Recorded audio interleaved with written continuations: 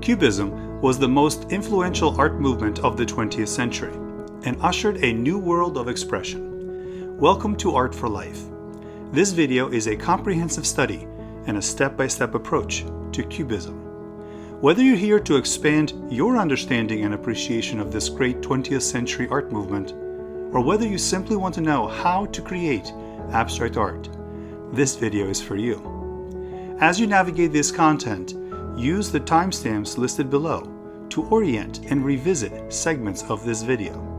Through it, you will gain tremendous insight and begin to appreciate, if not love, abstract art. Enjoy. So you've come across a Cubist painting or two in a museum, and you think to yourself, I don't see what the big fuss is about. Why is this here? What makes it good? Now this, on the other hand, is much better. This I can understand and compare to actual things. Look at that figure, it looks so lifelike. And those papers? They literally popping out of the painting. What skill and artistry must have taken to create such masterpieces? And you'd be right. But this? That doesn't even look like real women. So was there something wrong with the eyesight of these artists? Or did they paint like this because they just didn't know any better? The answer will surprise you. The Cubists rejected realism. Their movement was in opposition to the traditional art of the last 500 years. Influenced by African and Iberian art, Picasso's painting of the Young Ladies of Avignon represents a dramatic departure from that of visual reality. Cubism had two main branches, the analytical and synthetic, which produced more colorful and even flatter compositions. For this video, we will be focusing on the analytical phase, where the artists tried to break down what they saw into geometric shapes and forms. Picasso explained, I paint forms as I think them, not as I see them. Cubists therefore rejected the notion that art should imitate nature. They proposed that the work of art was itself a new reality. They were more interested in the depiction of the fourth dimension, time. Cubism proposed that your view of objects was not a stagnant single point of view, but rather a dynamic collection of many different perspectives, as well as your memory and movement or interaction with the object. To fully grasp anything in the real world takes time, since you move the object in space, or you physically have to move around it. Take a look at this mug, for example. The shape of the mug is circular, yet from many different angles, we do not see a circle, but rather various elliptical shapes. At this angle, we just see a line. Has the circular opening of the mug changed? Of course not. It is still there, whether you see it or not. The same can be said about the handle. It exists whether I see it or not. That is in its character.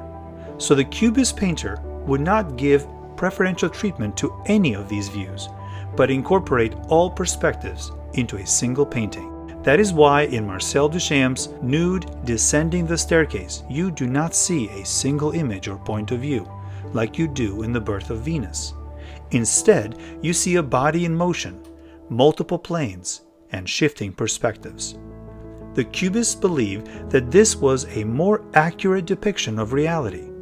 In front of a Cubist painting, a battle rages in the mind of the spectator between what the eye sees and what the mind knows is supposed to be there. Okay, so you want to create a Cubist painting. How should you go about it? This portion of the video will give you a great step-by-step tutorial. If you're a beginner, I recommend doing this with a single object. As you practice and build your confidence, you can attempt this with a full arrangement of still life objects. Let's begin. Looking at the arrangement, begin drawing the first object in the still life, whichever one you want to start with. Here is an important point.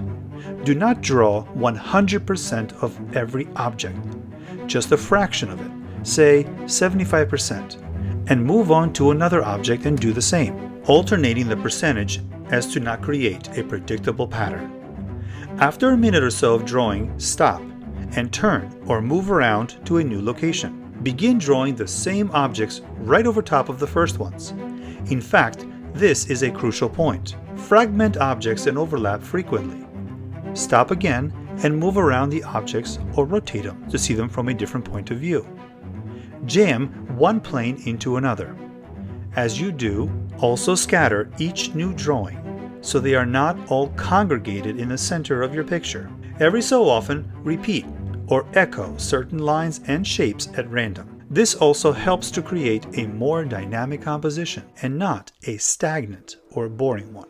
Next, you can outline your drawing with a heavier line, solidifying the new shapes that you have made. Don't worry about making mistakes or trying to get it perfect. In fact, create multiple drawings of the same still life, beginning with a different object, as you can see here. Here are my two different drawings. Which one do you like more? The fact is, you can create thousands of variations from the same objects. On to the shading. We're going to fill this drawing with lots of different values. Some shapes will be black, others will be left white, while some will be shaded gray. Pick a shape, any shape, and fill it black. It doesn't matter which one you choose first. What's important to understand is that by making a choice, you go in a particular direction and open yourself up to new options.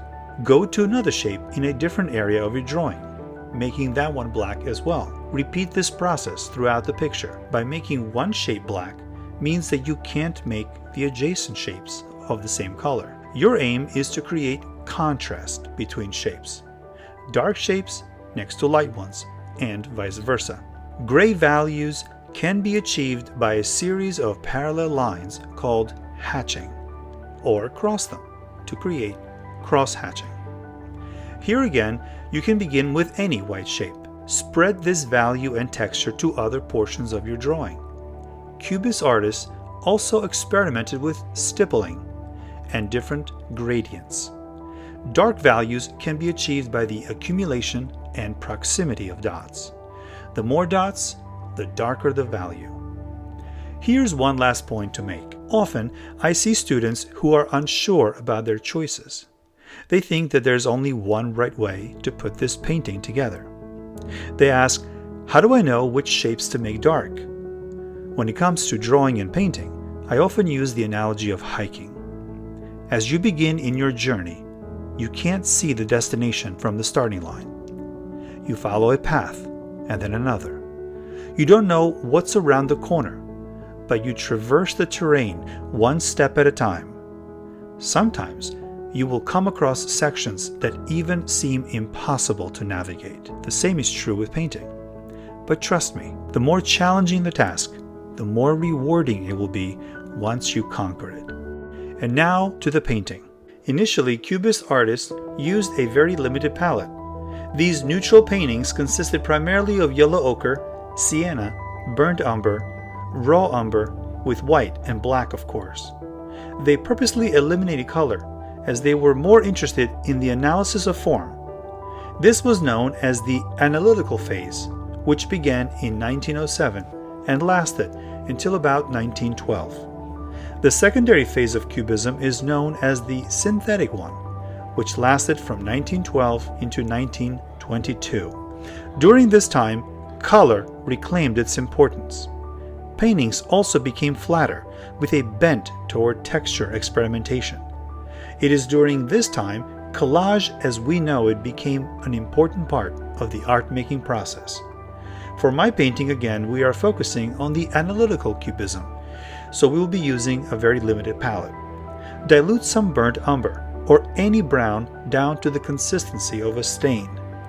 Paint over the entire canvas, covering all the white areas. Because the stain is translucent, your drawing should still show through. Next, go into full color mode, painting and blending shapes as you go. Similar to the drawing phase, repetition is key. Whatever colors or gradients you create, you must repeat them throughout the entire painting. This will create a dynamic rhythm, and the almost monochromatic color scheme will beautifully unify all areas of your painting. Here is a helpful tip. Use multiple brushes at the same time. While you can't see them, I have 4 brushes going on simultaneously.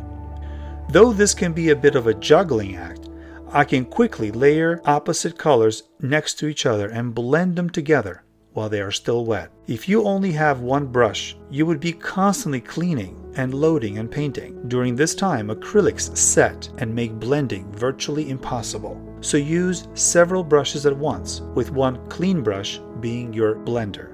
After multiple layers back and forth, the results look something like this. An abstract painting, one where objects are semi-identifiable and where multiple perspectives exist simultaneously. This is the cubistic approach. I hope you enjoyed learning about how to make a cubistic painting of a still life.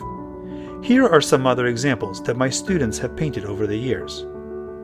While not very much appreciated in its time, today we look back on this revolutionary movement and see how it has impacted a number of other subsequent movements. Abstract art would simply not be possible without the cubist.